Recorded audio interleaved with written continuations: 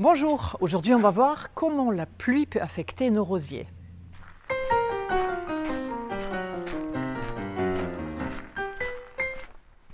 Bonjour et bienvenue dans la roseraie du château de Canon en Normandie dans le Calvados. Il fait beau aujourd'hui mais on a eu beaucoup de pluie et cela depuis le mois d'octobre.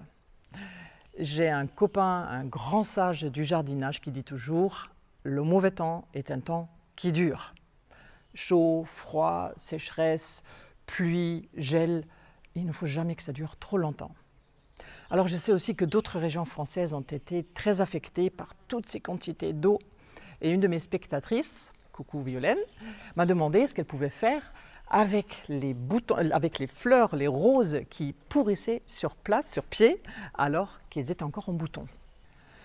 Malheureusement, pas grand-chose d'autre que de les couper, pas de traitement possible. S'il s'agit d'un rosier remontant, il formera de nouvelles fleurs qui seront à nouveau parfaitement normales et belles si la météo change enfin.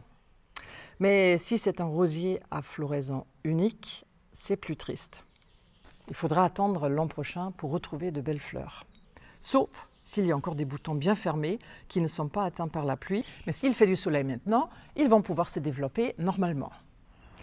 Les rosiers à grandes fleurs bien remplies avec plein de pétales sont particulièrement affectés par la pluie. Comme ici, mon Pierre de Ronsard cyclamen, regardez, par exemple là, vous voyez, la fleur n'a même pas pu se développer et elle est aussi bien desséchée que complètement moisie. Donc là, évidemment, il faut que je la coupe.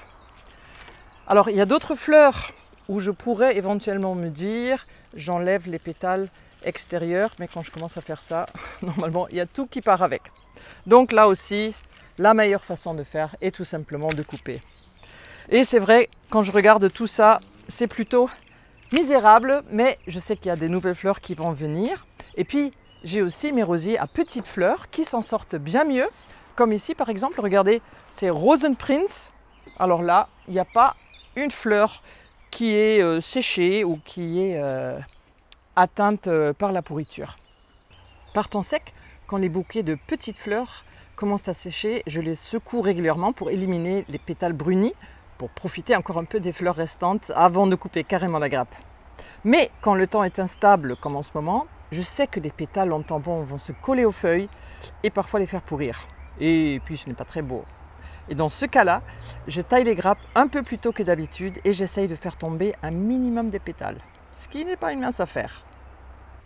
Chez les rosiers un peu plus froufroutants, souvent les rosiers anglais, comme ici par exemple Wedgwood, on peut constater un phénomène que les Anglais appellent balling, comme boule.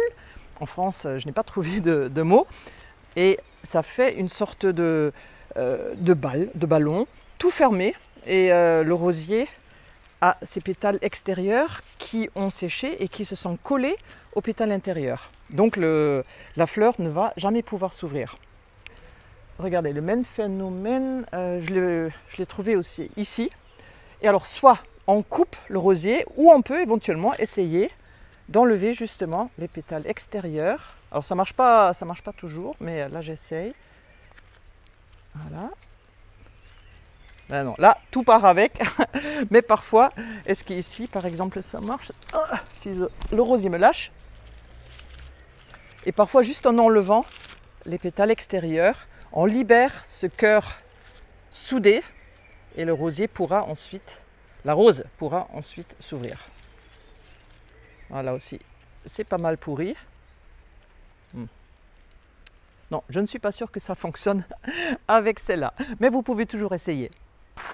Alors courage, mais aujourd'hui il fait beau, profitons de toutes ces belles floraisons. Au mois de juin, nos roses sont nos reines. Alors, bon jardinage et à bientôt.